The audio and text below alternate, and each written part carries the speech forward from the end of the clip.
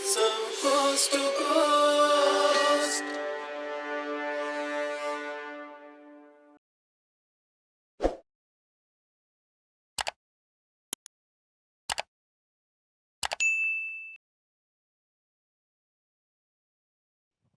Good afternoon, everyone. And next up, we have our keynote speaker, Dr. Nivedita Bijoor, who founded the Oakview Medical Associates in 2008. And her key mission there, which continues, is to provide the highest quality personalized medical care to the Greenville Spartanburg community. And this is located in South Carolina. She has flown in from there. She will be, before we get into what she's going to talk about, very quickly, she is the recipient of the top US Family Physicians Award. And this is no easy award to win. And she's also triple board certified in the areas of, with the American Board of Family Medicine, Lifestyle Medicine, and Obesity Medicine. She's a national instructor, speaker, healthcare entrepreneur, corporate health physician, certified physician coach, mindfulness practitioner, and budding blogger. She will be speaking about reversing chronic disease, and she's got a very scientific approach with data and proof points. So we look forward to her and introducing talking about it, Dr. Nivedita Bijoor.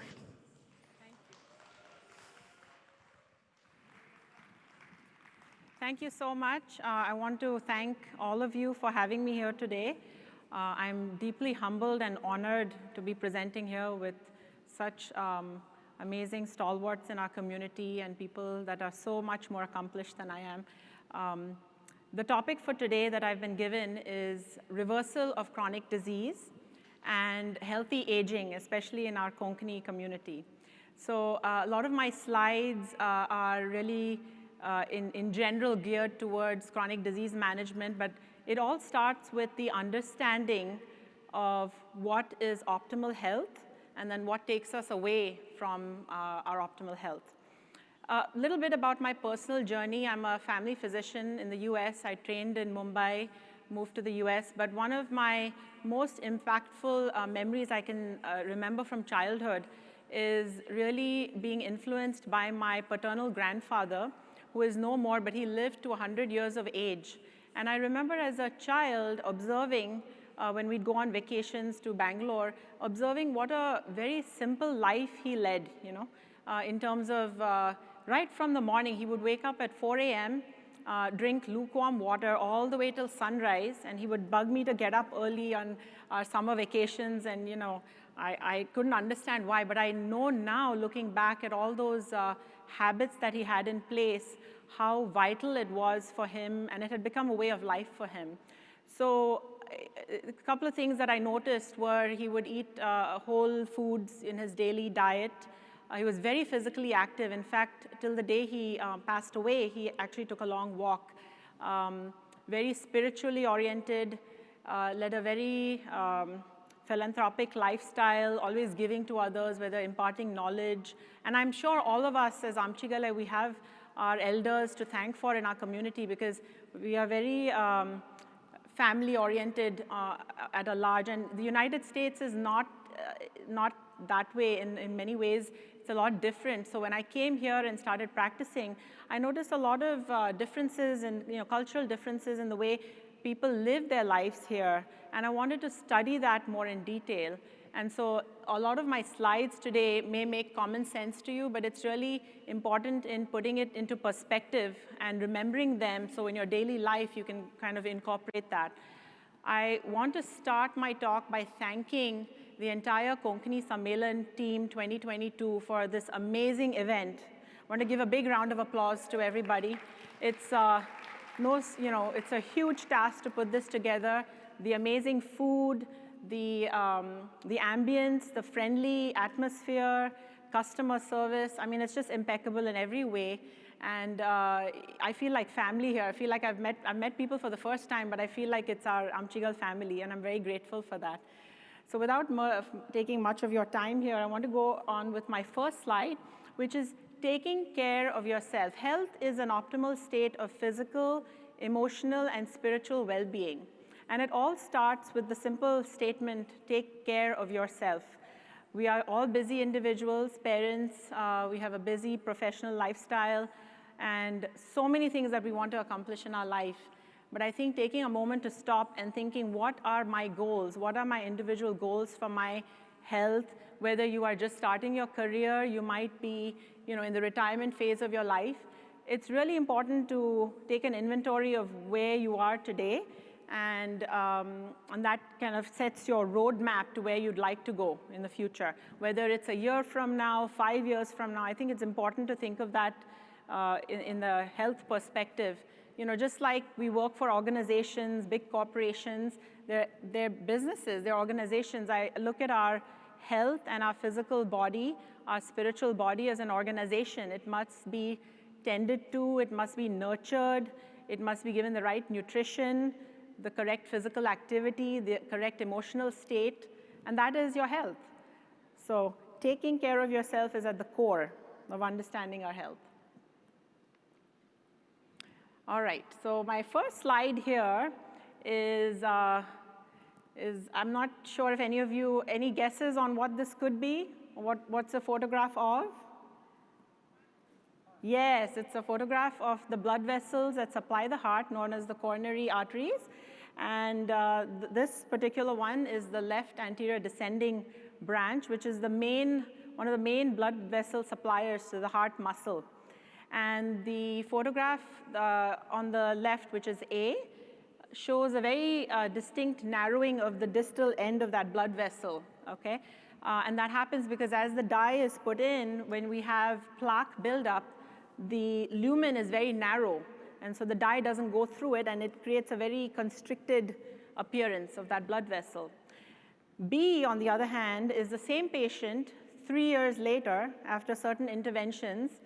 And you'll be shocked to know what kind of interventions were done. This was not a stent or a bypass. This was achieved within a matter of 3 years through medical lifestyle interventions. So lifestyle medicine is basically a very evidence-based approach to preventing, treating, and reversing chronic diseases. The #1 chronic disease in the United States, can anyone guess what it is? Yes, it's cardiovascular disease, coronary artery disease. There's one heart attack occurring every 45 seconds in the United States. 1 in every 2 Americans has coronary artery disease, so it's extremely high. And as you can imagine, in India, it's even higher. It's the #1 cause of chronic comorbidity, disability, and death worldwide. This slide, I'm sorry, it didn't come across very clear, but this is how we're able to reverse chronic disease. This particular slide is from Dr. Caldwell Esselstyn. I'd highly recommend you all read his book called Prevent and Reverse Heart Disease. It's available on Amazon, $15. It's a great read. He's from the Cleveland Clinic, one of my mentors, and he actually published this study. He took a group of his patients with coronary artery disease, and instead of putting them through the stent or bypass procedures, they followed these patients with strict lifestyle interventions, and they were able to actually reverse coronary artery disease. Caldwell Esselstyn, C-A-L-D-W-E-L-L. Last name is E-S-S-Y-L-S-T-Y-N. He has a YouTube channel. He has a lot of videos on plant-based diets. And, I asked him personally, I said, India overall is a plant-based eating population, vegetarian diets. How come we have such florid coronary artery disease? And he said, Nita, it's the way y'all cook. The way y'all cook, the oils. And, sure enough, we all have our panna and all the lovely oils that we add to our cooking styles. But if we just reduce that by 25, 30%, it's hard to do all or none when it comes to your health. It's easier to make gradual changes. And looking back, whether it's 6 months or 12 months down the road, you can look back and say, wow, I did this. So it's far more achievable and makes you feel empowered. Here, the next slide, we really want to understand the magnitude of chronic disease in the United States. 6 out of 10 people in the US actually have one chronic disease. Chronic diseases being diseases that are not, acutely fixable. They are there usually once they set in. They have a very strong basis in insulin resistance, and I'll explain that a little bit. Most of us, 2 or more chronic diseases are seen in 4 out of 10 individuals. Another chronic disease we are facing in the United States and globally is cancer, and about 40% of Americans will be diagnosed with at least one cancer in our lifetime. 1 in 8 women get breast cancer in the United States. All cancers have some basis in lifestyle-oriented factors. There are genetic factors, of course, but what we call epigenetics, we are understanding now, is really a causative factor in many of our cancers and chronic diseases. We also have the top chronic disease that most of us will acquire, and that's type 2 diabetes, which the underlying factor there is insulin resistance. So what happens, I'll just take a moment to explain that, is there's a hormone in a gland called the pancreas, which sits on the back wall of our abdomen. And that hormone is essentially released in response to a trigger known as glucose or carbohydrate. So when we eat our food, insulin goes up, signaling glucose to go intracellularly. It says, hey, glucose, you don't need to be hanging around high in the blood vessel. Come back into the cell. So it takes it intracellularly. And that depends on these receptors on each cell that almost work like a key and lock mechanism. So the key opens the lock into the cell and allows glucose to come in. But when you have an extremely high carbohydrate load, there aren't enough insulin molecules to take care of that high carbohydrate load. And over a period of time, insulin gets exhausted and gets lazy. And one of the reasons insulin gets lazy is fat tissue. So as you can imagine, central obesity or abdomen fat that we acquire is one of the strongest predictors of insulin resistance. And when insulin gets lazy, the glucose doesn't go intracellularly. It hangs around in the blood vessel, and it is a toxin to the blood vessel. So it ends up damaging the inner lining of the blood vessel. And as you can imagine, our blood vessels feed the entire body through the aorta. Branches of the aorta from the heart go and supply every tissue and every organ in our body. So if glucose is going to supply tissues more excess than what's needed, it's going to cause more damage, and we know that as macro damage and micro damage. Macro being strokes, heart attacks, and microvascular damage being retinopathy and kidney damage and so forth, neuropathy. So a lot of the chronic implications of just having, it's not just having type 2 diabetes. It's actually, if you can prevent or reverse it, you can actually prevent a host of other comorbidities that come along with it. So what are the main factors? They did a lot of research over the last 10 to 20 years here to find out what are the factors that are really causing people to have chronic diseases. Why are we aging? Why are we getting sick? Why is this happening? And the number one cause is a poor diet. And as you can imagine, it's something we can control, right? Easier said than done. My talk is strategically after all the wonderful food that we've had over the last few days.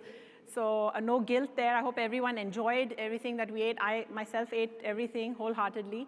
And you can't live a very strict life. One might say, how can you be so strict and not enjoy all the wonderful food we have?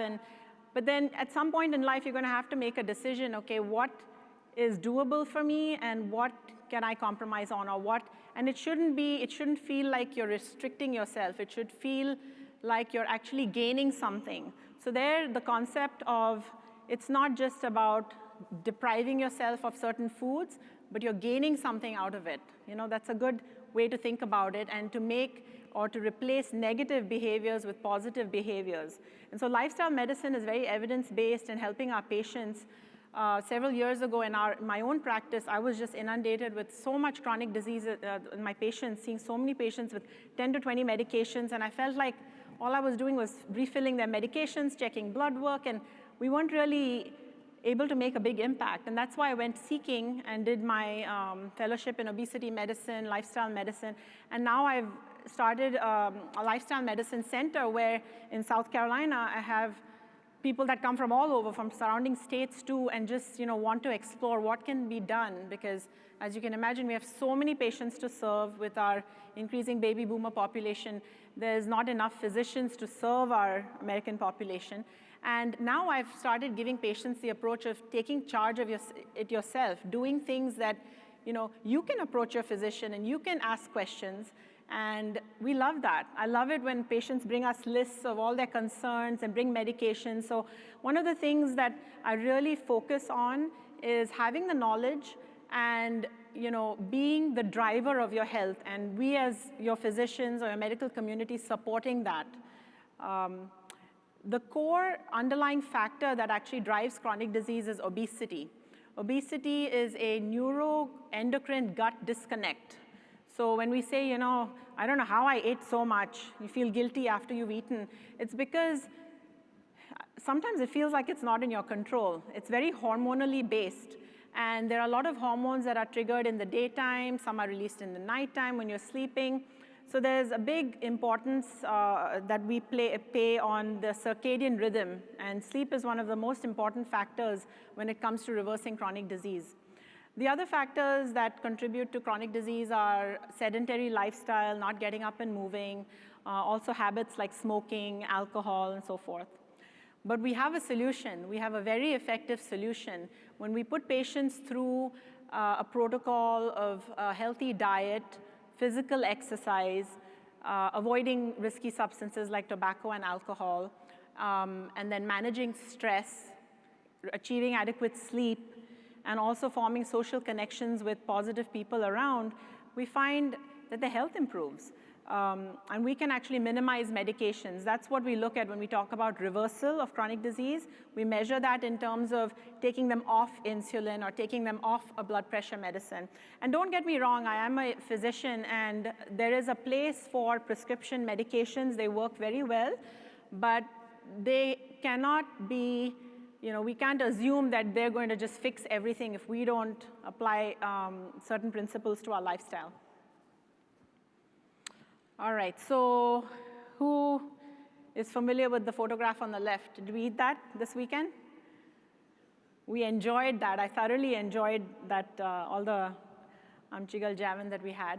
And the photograph on the right, we actually had this food too. So we really had a very good balance. And if you do eat some bad foods, just think of it like you can make up for it, or over the course of the week, you can at least have some healthy foods and substitute that, okay?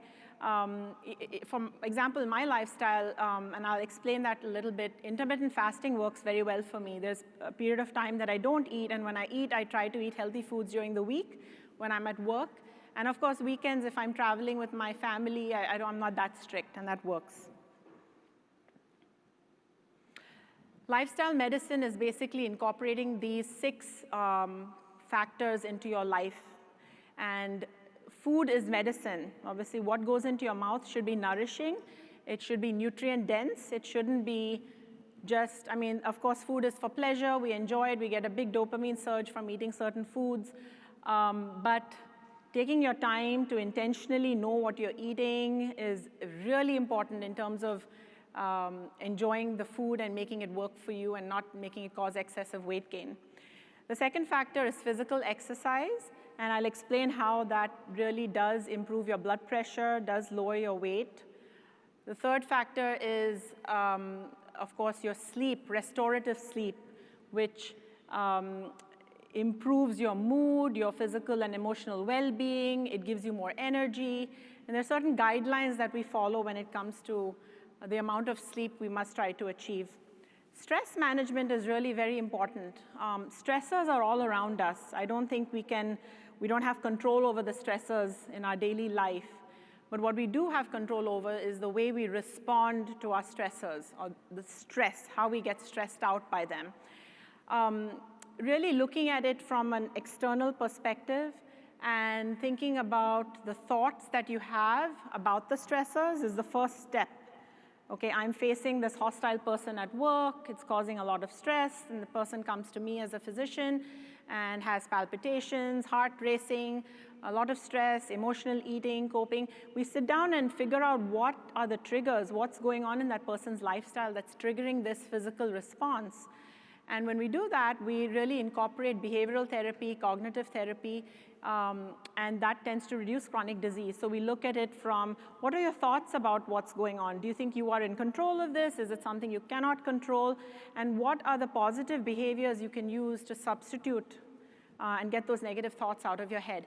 Thoughts predict emotions, and emotions predict certain actions, and those actions give you certain responses. So if you backtrack and want a certain response, if you want to have less weight or you want to be happier, then you have to carry the action that goes along with it, the emotion that follows that, and then backtrack to the thought that you must carry, okay, throughout that.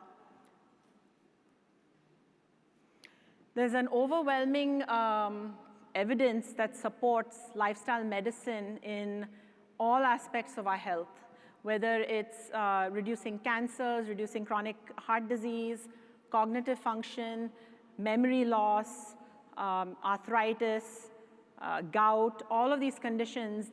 It has been proven beyond doubt that if you incorporate lifestyle medicine, it does help you manage it better. The numbers improve. You can get off medications. There are, what we found is our epigenetic factors like eating and stressors and lack of physical exercise actually do modify the chromosome tips known as telomeres, and there's telomere attrition going on, which is one of the signs of aging. And if we start to live a healthy lifestyle, you can actually improve the impact of those telomeres and prevent accelerated aging of your cells.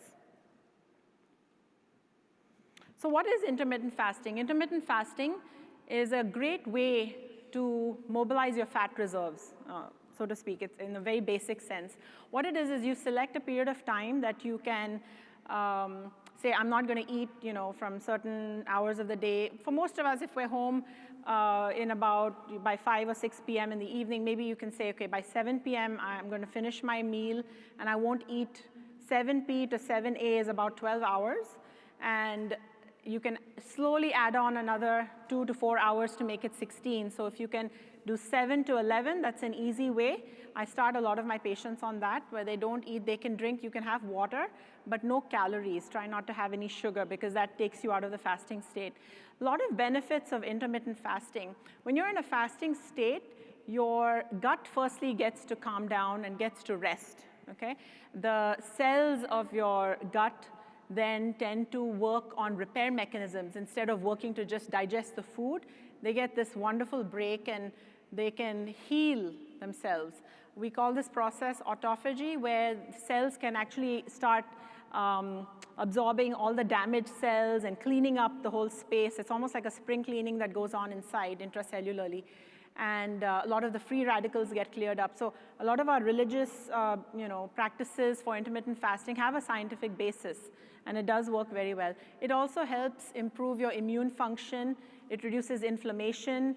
It improves focus. When you're fasting, you actually tend to have a lot of good focus, and all of this must be done under the guidance of your physician, of course. They must be aware of what you're doing. If you're on certain medications like insulin, we don't recommend just fasting. You should do it under the guidance. It also promotes fat loss, because when you're in the fasting state, what is going to be used up for energy? Your fat reserves are going to be mobilized. And so that really works very well. Now, in the 8 hours that you do eat, it doesn't mean you can just eat all those 8 hours. You can still prioritize foods, nutrient-dense foods. Most of our patients, I recommend that they have one good, well-balanced meal, maybe at 11 or 12 when they break the fast. You can have a diet which is all of whole foods, predominantly plant-based diets. It's best to avoid meat, eggs, and dairy on the whole, because those are very pro-inflammatory foods. And we have this thing where we say, try to avoid eating anything that has a face or a mother. Plant-based foods are very non-inflammatory overall, very good for the immune system. They have a lot of fiber. And of course, if you have certain allergies like gluten sensitivity, you must look out for things that you can eat and things you need to avoid. A couple of slides here that I want to show you on the evidence out there that supports controlling blood pressure. If you're on certain medications for hypertension, there is this very easily available online called the DASH diet, dietary approaches to stop hypertension, which essentially is trying to get 5 servings of fruits and vegetables every day, and also trying to reduce the quantity of fish, meat, eggs overall. You can adopt some whole grains into your diet, and also reduce cheese and dairy products on the whole. Cheese especially has the highest content of sodium out there in any food, so be very careful with that if you're eating cheese and then you have hypertension. What does exercise actually do to lower blood pressure? Exercise is known to release a chemical called nitric oxide, which then improves the elasticity of your blood vessels. It's like taking a natural blood pressure pill. And we've done studies where we measure the blood pressure before and after exercise, and found that after exercise, the blood pressure drops by several points. Patients feel better, they feel more energy, and definitely it improves. So you can do this in your daily life. It doesn't have to be you set aside time and go out of your house to a gym, but you can just take a walk in your neighborhood. The recommended guidelines are 150 minutes of moderate-paced exercise once a week, or in the whole week. So you could divide this up in 30 minutes, 5 days a week to start off, and so forth. The other slide I have there is ways to reduce stress, which would be focusing on restorative sleep. Most of our patients, I recommend, try to achieve at least 7 to 8 hours of sleep. It's a cumulative amount too. I like in India, we grew up taking naps in the afternoon and then getting up. A lot of the physicians also, they have this clinic in the morning, then they keep it closed in the afternoon, open up in the evening again. And I now wish we could do that here too, but the lifestyle here is a little different.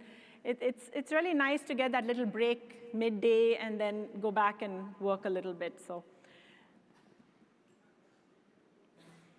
the last part of that slide here, which is 7 ways to reduce stress, asking for help. One of the, we talked about that this weekend, wonderful talk with Deepika Padukone about how being authentic and being purposeful and intentional in whatever you do is so important to your own healing, and also it gives a good message to people around you. And we're all looking for that. We're looking for that social connection, and just, we're all human beings. None of us are going to be here 100 years from now. And I think recognizing the impact that we can make, not just on a big global sense, but even to people around us, our children, our family members, it's really important to take time, nurture yourself, spend time with positive people around you.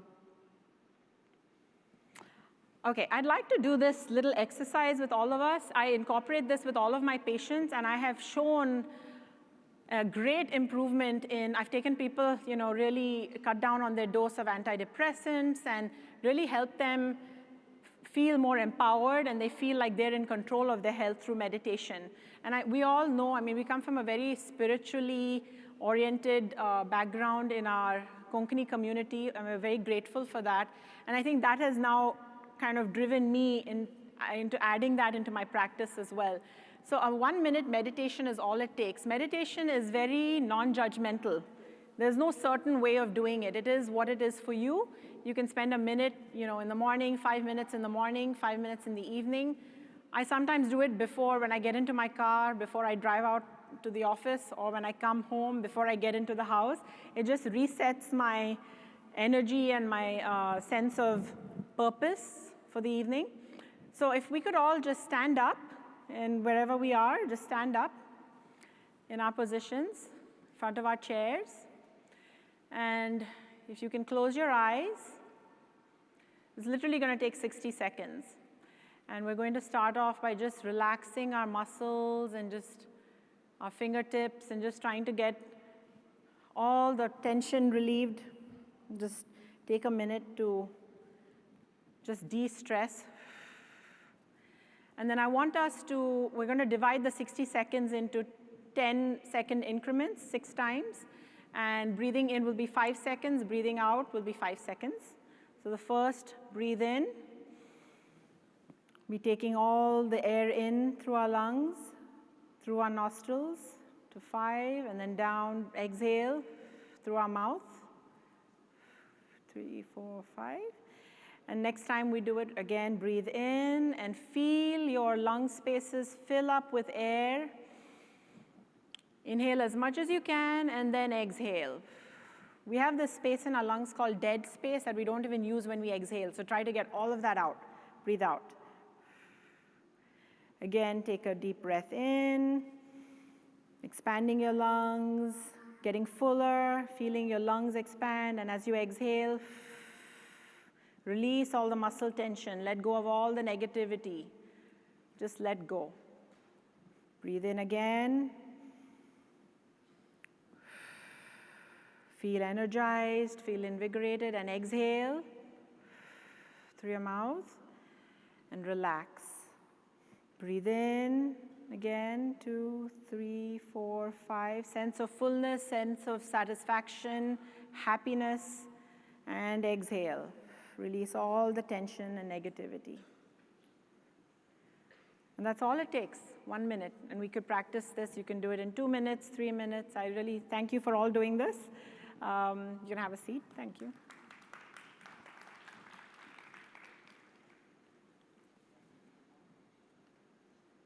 The slide there is the physician doing it himself too, because all of us are prone to stress, so I'll just skip over. Mindful eating, I have all these slides available if anyone wants them. I'll be happy to give you a copy.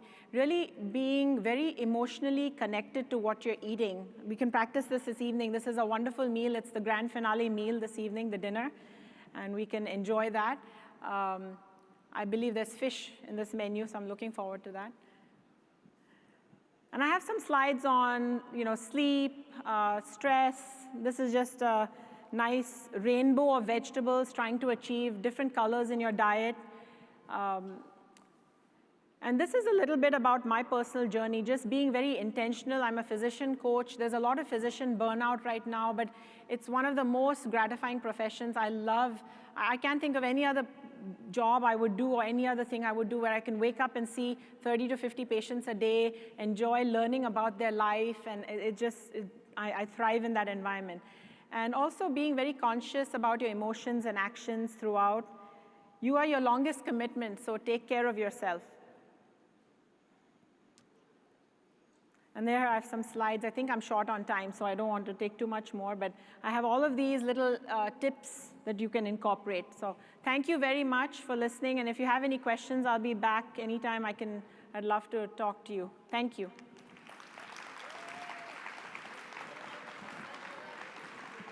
Yeah, Nivedita, just 1 minute.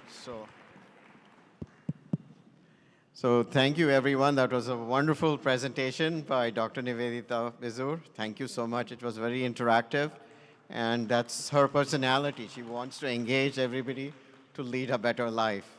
And some simple but very effective messages from her that we can all incorporate into our daily lives. Thank you. Thank you.